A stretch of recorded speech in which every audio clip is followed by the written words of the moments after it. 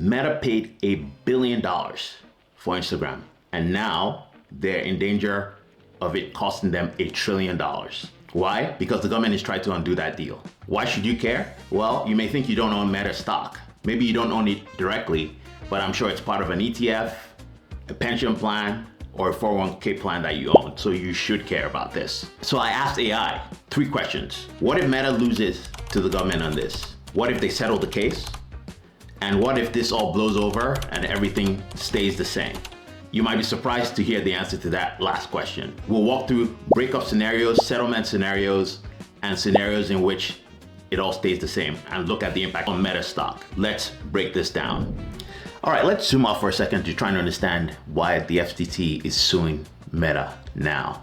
First of all, what's the FTC? So the FTC is the antitrust watchdog for the United States. So their main goal is to protect you and I from large corporations preventing an opportunity for companies to compete for you and I's business. So when we think about Meta, Meta is a very big, strong company, and there could be a chance that they are preventing competition by their actions. That's why the FTC is involved. So I asked 3 AI tools this question. What is the current FTC case against Meta in plain English? Sometimes legal briefs can get complicated, so this was a great way for me to ask a question. And this was the best answer I thought I got. And this comes from Grok. It says the Federal Trade Commission is suing Meta, the company that owns Facebook, Instagram, and WhatsApp, claiming it broke competition laws. It bought Instagram in 2012 and WhatsApp in 2014 to squash smaller rivals and maintain a monopoly in social networking. Now, you and I know that after 2012 and 2024, there are many other tools now. There's TikTok, there's YouTube, there's Snapchat that represent competition. So that begs the question, why now? Why is the government suing Meta now versus 10 years ago when the acquisitions occurred? Let's continue here. It says, they argued this buy or bury strategy stopped other companies from competing, which hurt consumers by limiting their choices. So that gives us a summary of the case and why the government is pursuing it now. So to understand why Instagram is such a big deal, let's transition to understanding Meta's business segments. So I asked the 3 tools, Gemini, Grok, and ChatGPT, to give me a pie chart of Meta's revenue mix using the most recent quarterly report. ChatGPT was unable to get me the pie chart, but it gave me the breakdown, and here you have it. So it says advertising revenue at $35 billion, or 97.6% of total revenue, other revenue at $0.4 billion, and reality labs for $1.1 billion. Well, that doesn't really give us what we're looking for. We're trying to figure out how big Instagram is as a percentage of total revenue for Meta. So I then asked it, can you break it down by how much revenue is from Facebook versus Instagram versus WhatsApp? And smartly, we can see that Meta does not publicly break down its revenue by individual platforms.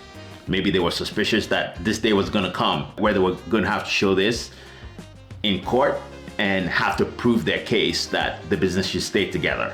So wisely, they haven't broken down the revenue by segments. However, analysts and other industry insiders have tried to approximate what the estimate for Meta's revenue by segment looks like. So Facebook, approximately $80.7 billion. Instagram, $50 billion in 2024 in revenue. WhatsApp, $1.2 billion. So Instagram, a business they bought for $1 billion, is delivering to them $49.8 billion in revenue on an annual basis. Now, if you ask me, that's an amazing return, right? Now that we know what Instagram contributes to Facebook total revenue base, let's try and understand the FTC's case against Meta. So here are the arguments that the government is making. First, they are saying that Meta made the acquisitions to neutralize competition. So they said they acquired Instagram in 2012 and WhatsApp in 2014 to eliminate emerging competitors, which WhatsApp and Instagram at the time were. Even though Instagram at that time only had a team of less than 20 people, right? And they acquired it for $1 billion. The FCC is claiming that at that point, the goal was to eliminate competition in social networking space. Secondly, they wanted to become a monopoly That's the argument. And when you have a monopoly, it gives you a lot of pricing power, which would negatively impact consumers. The third reason is the belief that Meta has caused harm to consumers and harm to innovation. So it's prevented other companies from innovating and creating competitive platforms. What do you think about these reasons that the FTC is giving for going after Meta here? Do you feel like they've stifled innovation? Do you feel like there's no competition for Meta at all? Well, what's Snapchat? What is YouTube? What is TikTok? Well, I guess we could all look at it very differently, but this is the argument that the government is making. All right, so now that we know what the case that the FTC is making against Meta is, the next question that comes to mind is, how have cases like this played out in the past? This isn't the first antitrust case that's ever been levied against a company within the United States. So the next question I'm gonna ask the AI tools is about past antitrust cases and how they evolved and how they were settled or not. So here's the question that I put into the AI tools. So here's the question I asked. What are some major US antitrust lawsuits against tech companies and what were the outcomes? So if you scroll through this, you'll notice that a lot of the cases are still ongoing. So the FTC versus Meta, which is the one that we're talking about today, versus Google, which is occurring still, versus Google again, started in 2023. The FTC versus Amazon, that started in 2023. DOJ versus Apple started in 2024. These are all new cases, but there is one that was completed, and that's the US versus Microsoft from 1998 versus 2021. And in that case, the judge in the case ruled that Microsoft was indeed a monopolist and ordered to break up into separate operating systems and application businesses. However, the breakup order was overturned on appeal in 2001. Microsoft ultimately settled with the DOJ in 2001, agreeing to behavioral remedies such as allowing third-party software operability and not retaliating against PC makers using rival software. That is really interesting. The total impact, the case set a precedent that tech antitrust enforcement, though it showed the difficulty of securing structural remedies, it remains the benchmark for current big tech cases. So what is this trying to tell us? It's trying to tell us that it was a nothing burger essentially. Microsoft lived to fight another day and remained as the same company today. And if you look at Microsoft's stock between 2001 and now, it's had a compounded growth rate of north of 20%, which is an amazing performance. However, we are in a different world today with these four current tech platforms essentially being sued by the government. So Google is being sued, so is Facebook or Meta.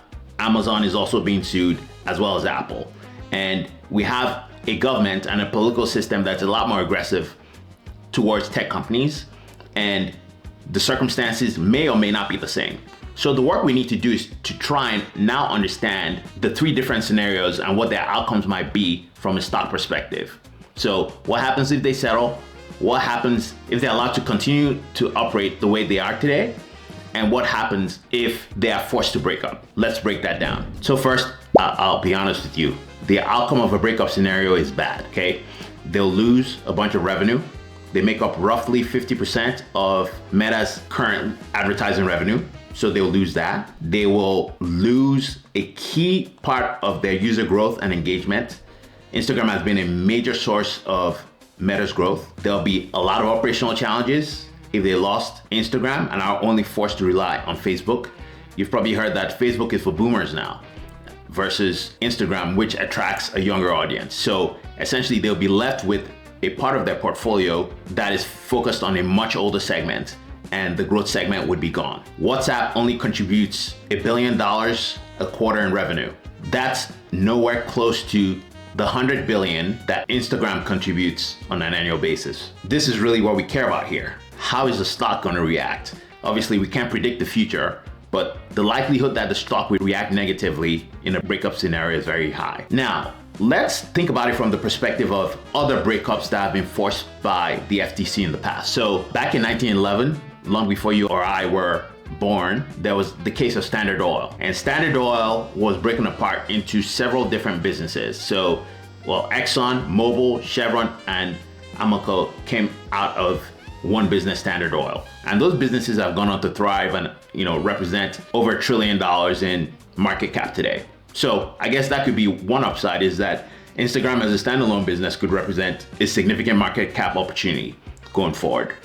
So that's one example. And then we have AT&T. So back in 1982, AT&T was also broken up, and it ended up reducing AT&T's revenue by 70%. A lot of the sub-companies became independent monopolies in their own different markets. The breakup resulted in a lot more competition for AT&T. So you've got things like MCI and Sprint. Well, Verizon was in existence back then, but competition increased significantly from that period of time on for AT&T, which ultimately represented a significant loss for AT&T at the time. So how does this apply to Meta? So AT&T still exists and it has thrived, but think about what its value could have been if it had all those businesses still the same. But again, it might make the government's case that it was a monopoly and does not serve the consumer well, because they will have a lot of pricing power, and maybe your phone bill isn't $100 a month, maybe it's $200 or $300 a month, which is what the FTC is there to do, is there to prevent monopolies. In the case of Meta, competition already exists. You've got Snapchat, you've got TikTok, you've got YouTube, and several other niche social media sites. Reddit could be considered a competitor to Meta as well. So maybe the impact might not be as tough in the case of Meta, but you can be sure that there will be some sort of impact if Meta is left to move forward without Instagram. So in the case of a settlement, there's several ways that the company could be impacted on its stock, and some of them are not good, but some are also okay. So from an operations perspective, first of all, having the oversight of the government might restrict future acquisitions, which prevents the business from being able to grow through acquisitions. And if you look at Meta's growth, a lot of its growth has been driven by its acquisitions, whether it's its acquisition of Instagram, WhatsApp, and Oculus. Three examples of businesses it's acquired to get it into different potential markets and has driven innovation for the business. So that would be a significant downside. The government could impose data sharing rules and mandates on the company, which would prevent some of the key advantages that Meta has in its ad business, is the ability to share information from one tool to the other in order to create the best experiences for consumers and also for its ad partners and its revenue generators. Essentially, there could be blocks there as well. They would have to change the advertising practices, most likely, which is the engine for the business. And if you have to do that, that could have an impact on its revenue base and thus its stock. Fines and financial penalties. Now, Meta has a significant amount of money, cash on the balance sheet, that they could leverage to pay any fine. So this is probably not a large impact. There might be privacy and user experience reforms, which prevents Meta from doing certain things with user data. And that could be significant and prevent it from being able to offer its advertisers the best ability to target the consumers that they choose to. So from a stock perspective, there are things that could be positive. So in the short term, avoiding the divestiture of Instagram would be a great thing, right? And the stock will likely see a relief rally, just like it did back in 2021 when a judge temporarily dismissed the FTC initial complaint. So the stock rose by 4% on that day, but the case is back now. From a negative perspective, right? Well, first of all, from a historical perspective, if you look at Microsoft stock, its stock rose 7% after its settlement with the FTC, and it has grown at a compounded annual rate of 20% between then and now, which is a great return. So that's a potential positive thing that could come if the sanctions placed on Meta as a result of the settlement are not punitive, which was the case for Microsoft. Microsoft had very minor mandates put on it. But in this case, because of the political momentum associated with this case, we might see more significant mandates put on Meta's business going forward. How the stock could be impacted negatively: operational restrictions. So there could be behavioral remedies, so data sharing and practice changes, which again could directly impact Meta's margin, because now you have to put watchdogs within the business to monitor certain things and make sure that they're being done in a certain way, and reporting to the government. Anytime the government gets involved in most things, it does cause additional reporting requirements. Sometimes that's good for the protection of the consumer, but sometimes that's not great. And we talked about the regulatory uncertainty, because the government is now involved, in different markets, and the fines are a much smaller impact item for the stock going forward. Now, the market could react in multiple different ways to this, right? So in the optimistic case, the case is settled with light remedies and the stock could go up in the short term, but in the long term continue to grow.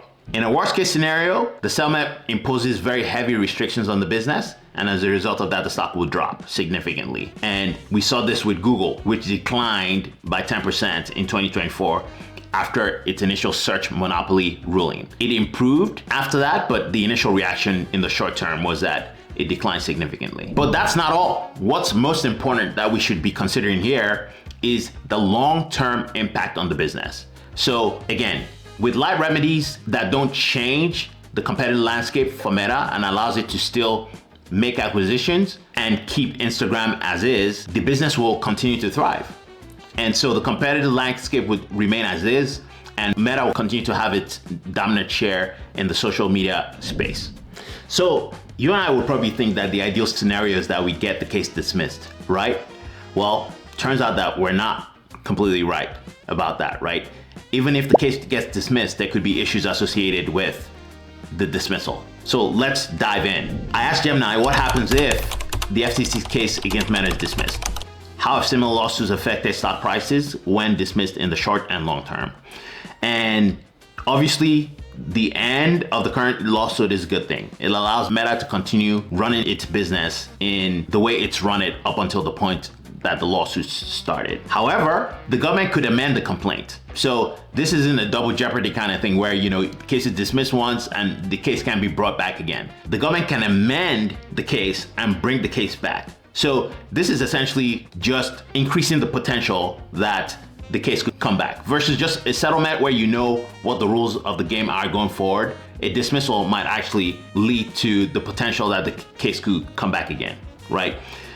This does not end the scrutiny for the company. In fact, it might increase the scrutiny of the company, which might result in the company taking actions to prevent any future case coming in its way, which could mean that the company could impose on itself data security measures, the way Instagram interacts with the other platforms within the Meta family, how it responds to regulatory requirements, increased staffing to ensure that it deals with the potential that this case could come back again. So it's not everything we think it is. It's a situation in which now the dam has been broken and you have to just manage the outcome of the circumstances associated with the dam being open. So what could the stock price impact look like? We already talked about this. So a dismissal would be viewed favorably, at least initially, right, in the short term, and you can see a relief rally of 5 to 10%. But the longer term impact is less straightforward depending on various factors beyond the lawsuit. Is the legal overhang gone from the company, or does it still remain in some way, shape, or form? Will its new initiatives take hold, or will they also become the object of the FTC's scrutiny in the future? So yes, dismissal would be a significant victory in the short term, but in the long term, it's less obvious what that could look like. So this is a complicated situation for us as retail investors to digest and get through. And so I thought I would ask the AI tools what analysts are saying about the risk to Meta from the FTC case. Well, it turns out that this is pretty complicated for them to agree upon as well. But I think it does help to talk through some of what they're saying. So here, William Kovacic believes that the FTC has a difficult case. Okay, that's good news for us. So one for us. Allensworth believes Meta has monopoly power because users feel locked into its platforms. Okay, that sounds like bad news for us. But she noted that the judge may hesitate to order divestitures given the complexity of unwinding a decade of acquisition. So giving us the 50-50 chance that Meta prevails. Again, clear as mud. Prasad here thinks the case is contingent upon how a market is defined and to see if Meta is dominant in the market as the market is defined. So does the market include YouTube, TikTok, or is the market just about Facebook or Instagram specifically? The Bank of America analyst report maintains a buy rating on the stock, so that's positive for us even after the FTC case. and focuses on the fundamentals of the business, which we as retail investors probably should be focused on. Is the need for buying ads going to exist after this case? I think so. There are also political considerations as well. So Meta has, specifically Mark Zuckerberg, made some investments in the Trump administration, which I assume he thinks will result in a potential favorable outcome, because the president can instruct the FTC to drop the case. So he's hoping that his lobbying efforts would enable that outcome, which would prevent this case from moving forward anyway. In a nutshell, the analysts all have mixed views about what the impact of this could be. But one thing that they all agree upon is that it's going to take time for it to play out. And the question for us as retail investors is, what do we do with that time? Do we still maintain our investment in the stock as things become clearer? Or, do we reduce our stakes in the company? We're long-term investors here, and we believe in the long-term core thesis of the businesses that we acquire. And the question for you is, do you believe in the long-term thesis for which you owned Meta stock? And if you believe that the advertising market will continue to exist and continue to expand as more and more businesses come online and need the services of companies like Meta in order to reach their clients, whether they're businesses that start online or that start physically, they all need to reach a user base. Meta currently has billions of users on its platform and will continue to be a dominant source for advertisers to get reach for their products. So what do you think? What choices are you going to be making here? Are you going to still stay in Meta stock? Are you going to sell some of your stake now and then get back into the stock later? Why don't you comment below and like the video as well while you're at it? I look forward to having a conversation with you on the next one.